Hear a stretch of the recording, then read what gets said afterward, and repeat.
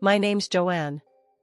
Married young to Tom, my college flame, we thought we'd figured it all out. Foolish, right? Fresh out of college, fueled by love and little else, we dove headfirst into life together. But real life? It hit hard and fast. Our tiny apartment was chaos in the form of endless diapers and late-night cries from our newborn, Sophie. I'd rock her to sleep, exhausted, while Tom was out living it up. "Why aren't you home more?" I finally asked him one night, my voice cracking from tiredness. Tom, just back from another night with friends, reeked of booze. "Joe, relax. Gotta unwind somehow, right?" He shrugged, dodging a diaper bag like it was a grenade. "Unwind?" I echoed, my tone sharper than I intended. "I'm here alone with Sophie while you party." "This isn't what we agreed on, Tom." "Jesus, Joe. I'm just trying to have a little fun." He rolled his eyes, defensive. "You used to be fun, remember?" That stung. Sure, I remembered. But things change when you're the only adult in the house. The next 2 years were a blur of similar nights. Tom's charm faded fast, eaten away by his selfishness and my growing resentment. Our final blowout was monumental. I'd just paid off a pile of bills, finding our account drained more than usual. "Tom, we need to talk," I started, as soon as he walked in. He looked at me, wary of my tone. "The bank account's nearly empty. Again. What's going on?" "Oh, relax, Joe. I needed some new gear. Got a great deal on a set of golf clubs." "Golf clubs?" I snapped, my patience gone. "While I'm clipping coupons and you're out dropping hundreds?" "God, you're such a nag."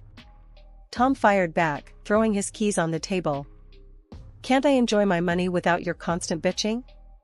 I didn't sign up for this domestic crap." That was it. I knew right then we were done. "If that's how you feel, maybe you should leave," I said quietly, the fight draining out of me.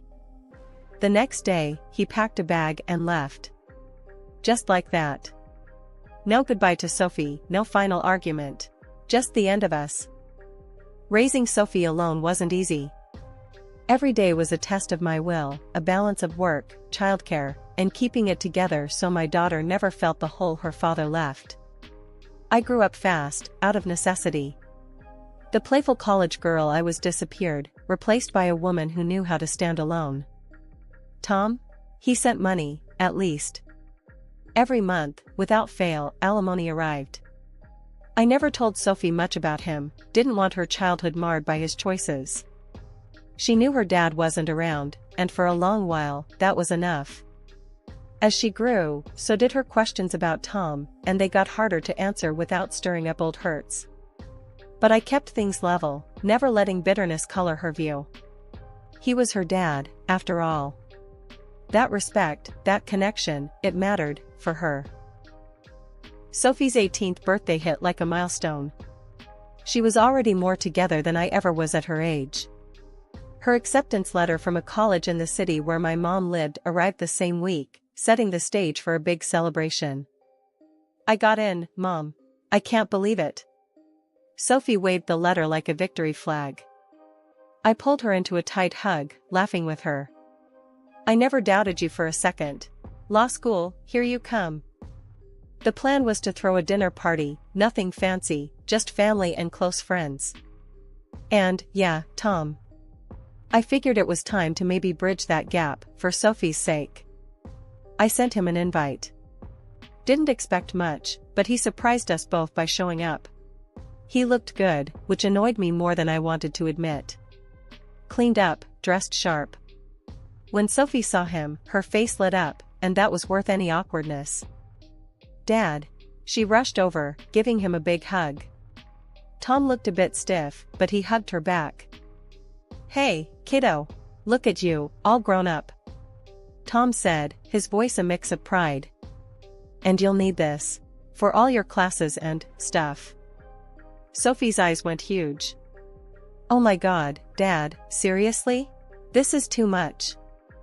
"Nothing's too much for my girl," Tom said, a bit too loudly, like he was trying to prove a point to both of us. The dinner went better than expected. We all chatted, even laughed a bit. Tom kept throwing compliments my way, which I deflected with jokes. Too much water under the bridge for flattery, to scrub it clean. "Joanne, you haven't changed a bit," Tom said as he sipped his wine. "Sure haven't," I replied, dry as toast. "Still don't take crap from anyone, especially not men who think a smartphone can make up for lost time." Tom coughed, almost choking on his wine. "Yeah, well, I'm just trying here, Joanne." Sophie watched us, eyes darting back and forth like she was at a tennis match. I softened a bit. For her. After Sophie left to celebrate her college acceptance with friends, Tom and I found ourselves alone, lingering over the remnants of dinner. The night unexpectedly turned soft and warm, full of old laughter and shared memories. "You know, Joanne, I've missed this, us," Tom confessed as we sat side by side on the couch, our hands tentatively reaching out for each other. I glanced at him, the familiar curve of his smile tugging at my own lips. "I can't believe I'm saying this, but I've missed this too." One thing led to another, and the evening slipped into a night filled with rekindled passion that I hadn't realized I still harbored for him. By morning, wrapped in the echo of whispered promises and dreams, we decided to give our marriage another shot. Within a few weeks, we were standing in City Hall, exchanging vows once more. It was just Sophie, Tom's sister Linda, and us. Linda had always been a rock, even when Tom and I were at our worst, and her presence at the ceremony meant the world to me. "Really proud of you both," Linda whispered as she hugged us after the ceremony. "Make it count this time, okay?" "We will," I assured her, squeezing Tom's hand. Moving into Tom's house felt like stepping into a new life. It was a beautiful place, spacious and filled with light. Sophie was overjoyed about our reunion, and her visits from college were full of laughter and family dinners that I had sorely missed. For a while, everything seemed perfect. But as the months rolled into a year, I noticed something off. The joint account we had wasn't growing as it should. Bills piled up, and the cushion we'd talked about building was nowhere seen. One evening, I decided to broach the subject. Tom was in his home office, papers strewn about. I knocked lightly before entering. "Tom, can we talk about our finances for a sec?" I asked, leaning against the doorframe. He looked up, a frown creasing his brow. "Yeah, sure. What's up?" I walked over, sitting down across from him. "It's about the joint account. There's barely enough in there to cover the bills, and I noticed you haven't been contributing much lately. What's going on?" Tom sighed, running a hand through his hair. "Look, Joe, I didn't want to worry you, but I've been having some money issues lately." "Money issues? But your job," I started, confusion and worry knitting together in my chest. "It's not as stable as it used to be.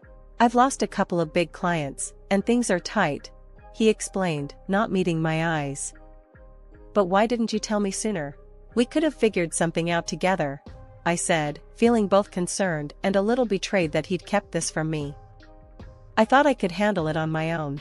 I didn't want to stress you out," Tom replied, his voice low.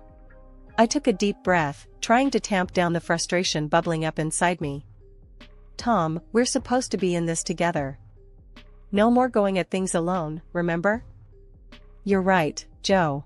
I'm sorry," he said, finally looking up at me. "I'll figure it out. I promise." But as weeks turned into months, and his promises of resolving his financial woes remained unfulfilled, my doubts grew. Deep down, I couldn't shake the feeling that perhaps Tom hadn't changed as much as he claimed. Year after year, the gap between Tom's promises and his actions grew wider. Every month, I found myself managing our household alone, every expense paid from my pocket, while Tom paraded his splurges online like some kind of celebrity. One evening, I cornered him as he was uploading yet another video of himself in a rented luxury car.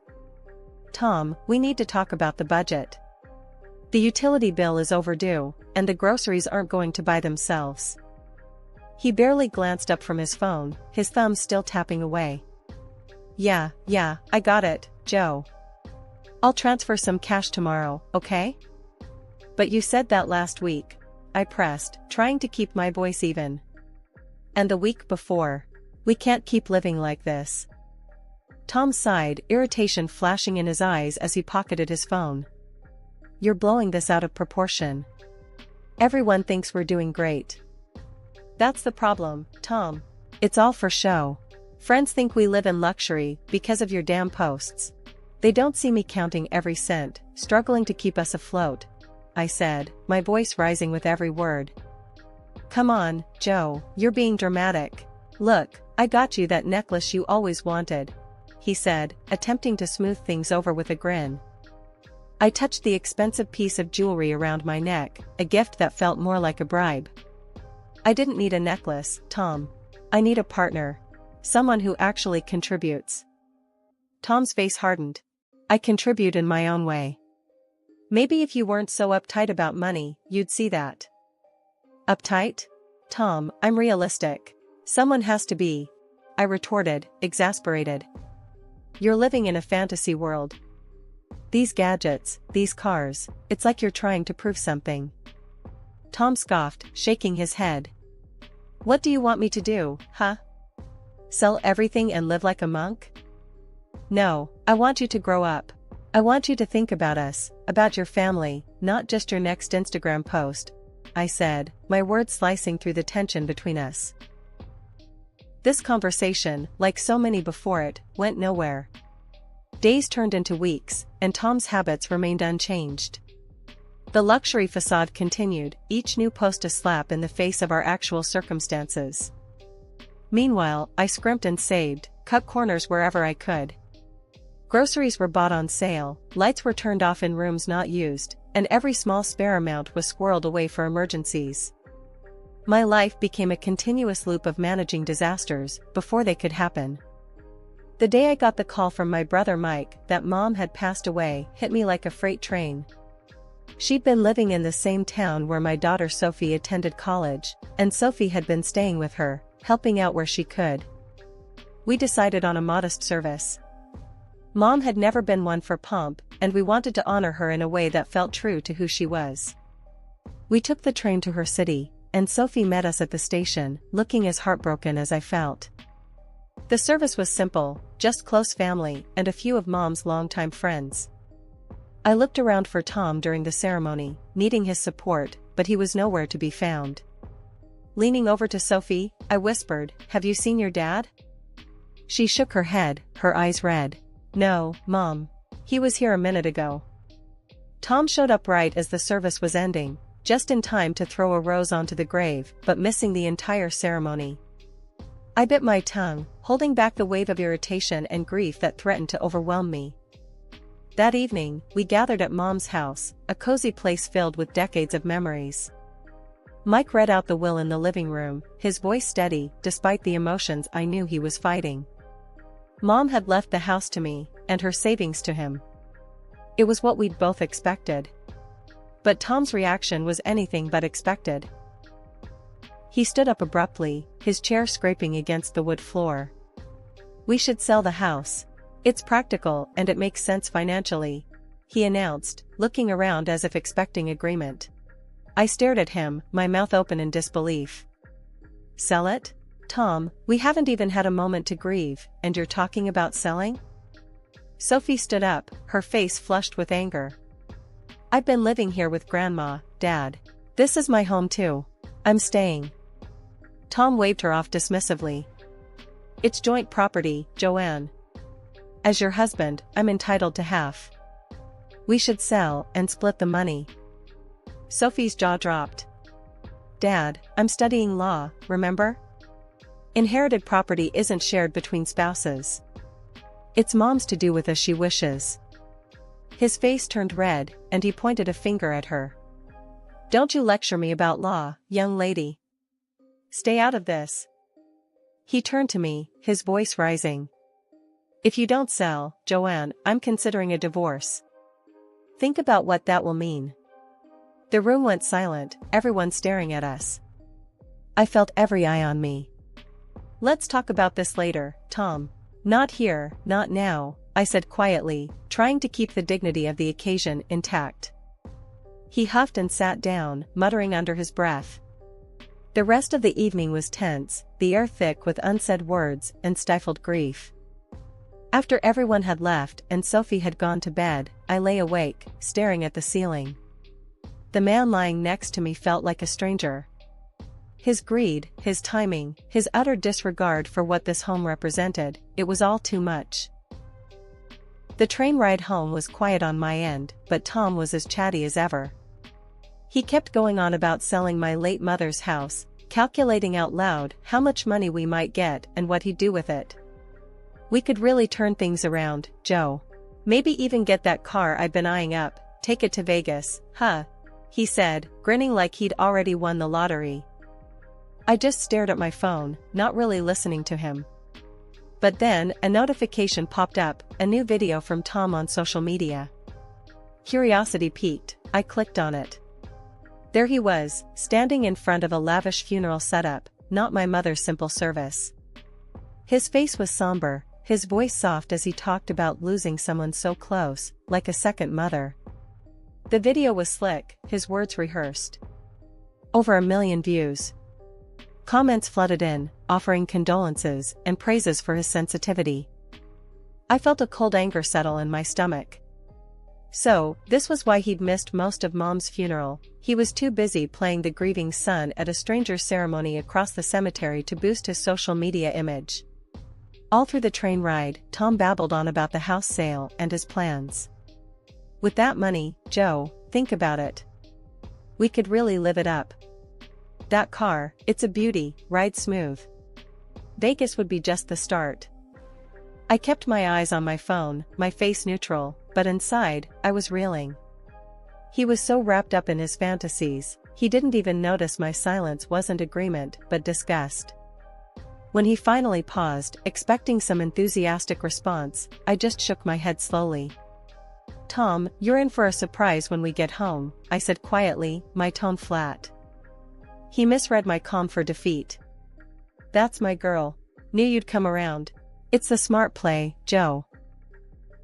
When the train pulled into our station, Tom was buzzing with excitement, probably imagining himself behind the wheel of a new car. I felt nothing but a resolve so sharp it almost scared me. This was the end of the line, not just for our trip, but for us. As we walked through the doors of our home, Tom was already on his phone, likely bragging about his victory to someone. I let him prattle on as I went to the bedroom, my decision clear in my mind.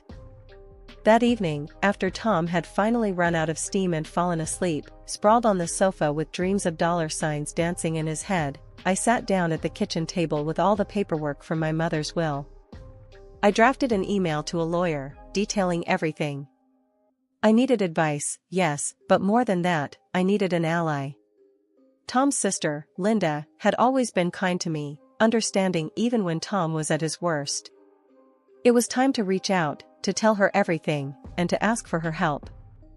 The next morning was heavy with the weight of impending confrontations. Tom came down for breakfast, unaware of the surprise I had prepared for him. As he entered the kitchen, he froze. His sister Linda was sitting at the dining table, her expression stern and unwavering. From the look on Tom's face, seeing her was the last thing he expected. "What's, Linda? What are you doing here?" Tom stammered, his usual bravado nowhere in sight. Linda didn't waste a moment. "Sit down, Tom. We need to talk," she said, her voice firm, leaving no room for argument. Tom glanced at me before reluctantly sitting down opposite his sister. I remained standing, feeling strangely empowered, with Linda on my side. Linda turned to me, nodding slightly as if to say, "Go ahead." I took a deep breath. "Tom, I told Linda everything, about your spending, your demands to sell my mother's house, and your threats of divorce." Tom's face went pale, his eyes darting between Linda and me. "Joanne, Linda cut him off, her tone icy. "You what, Tom? You've embarrassed yourself enough." I've been listening to Joanne, and frankly, I'm disgusted. She turned her full attention to Tom, who seemed to shrink under her gaze. "You haven't grown up at all. You're still acting like a spoiled child. And this house? Did you ever stop to think about what you've actually contributed to it? Nothing. This house belongs to me. I let you live here out of pity. Tom's mouth opened and closed, but no words came out. He looked like he wanted to argue, but knew he stood no chance against the truth. And there's more, Linda continued, her voice hard as steel. The alimony for Sophie? I've been the one sending it, Tom. Not you. You couldn't even manage that, could you? I felt a shockwave go through me. All these years, I thought Tom had at least done his duty by Sophie. I was wrong. Tom looked down, unable to meet either of our eyes. Linda shook her head. You're not just a failure as a husband and a father. You failed as a man. I felt tears well up, not from sadness, but from the raw, harsh truth Linda was laying bare. I stepped forward, my voice shaking but clear. Tom, I want the house to go to Sophie. She deserves it, and it's what my mother wanted. At that, Tom shot up from his seat, fury replacing his earlier defeat. I don't care about Sophie. I want my share. If I don't get it, I want a divorce. After these words, something snapped in me. I reached into my bag and pulled out the divorce papers I had prepared, my hand steady now. Here, Tom. You want a divorce? You got it. Sign these. Tom's face went from red to white, his rage deflating like a punctured balloon. You can't do this to me, Joanne. I'll ask for alimony. I couldn't help but laugh, a short, bitter sound. Go ahead. Try. You might find our daughter a tougher opponent in court than me. His hand trembled as he took the pen and signed the papers, each stroke heavy with the weight of his failures. Without another word, he grabbed his coat and left, the door slamming shut behind him. After the dust settled from the divorce, I moved back to the city where I grew up and settled into my mother's house. Now, the house buzzed with the excitement of new beginnings. My daughter, Sophie, after graduating college, had gotten married and was now expecting her first child. She and her husband, Matt, decided to move in with me. One quiet afternoon, as I tended the garden, my phone rang. I wiped my hands on my apron before answering, seeing Tom's name flash on the screen gave me a moment's pause. Joanne, hey, I need a favor, Tom's voice sounded through the receiver, hesitant and a bit desperate. What kind of favor, Tom? I asked, my tone guarded but polite. It's about money. I've got myself into some trouble with debts, big ones. I was hoping you could help me out, he confessed, his voice strained. I couldn't help but let out a small, incredulous laugh. Tom, I think you've got the wrong idea. I'm not in a position to help you with that. There was a silence, then he chuckled dryly. Well, I had to ask, right? Anyway, how about we give it another shot? Marry me again, Joanne. We could start over. The suggestion was so absurd, I laughed outright. Marry you again? Tom, I'm not about to step on that same rake a third time. No, thank you. His sigh was audible over the phone. Guess I had that coming. All right then, take care, Joanne. Later that week, I was on the phone with Linda, Tom's sister. We kept in touch regularly, a friendship forged through shared trials with her brother. Joanne, you won't believe what Tom tried to pull this time. He attempted to sell my house to cover his debts. Can you imagine? If I hadn't found out just in time, he might have actually gone through with it. Linda's voice was a mix of anger and disbelief. I'm just glad you caught him before it was too late, I responded, genuinely relieved for her. Yeah, well, that's the last straw. I've cut him off completely now. No more rescues. He needs to learn, she declared, her tone resolute. We talked a bit more about lighter topics, before saying our goodbyes. Hanging up, I felt a profound sense of peace. Cutting Tom out of my life was the best decision I had ever made. The chaos he brought with him was gone, and in its place was a calm, stable life with my daughter and her growing family. Sophie waddled into the kitchen just as I was putting the kettle on. Who were you talking to, Mom? Linda, I replied, watching her settle herself at the table. She was just telling me about the latest drama with Tom. Sophie shook her head, a smile playing on her lips. I'm glad we're out of that mess. I can't wait for the baby to arrive, to start our own little chapter here. Me too, honey. This house, this family, it's going to be filled with so much love and none of the drama, I said, reaching out to pat her hand.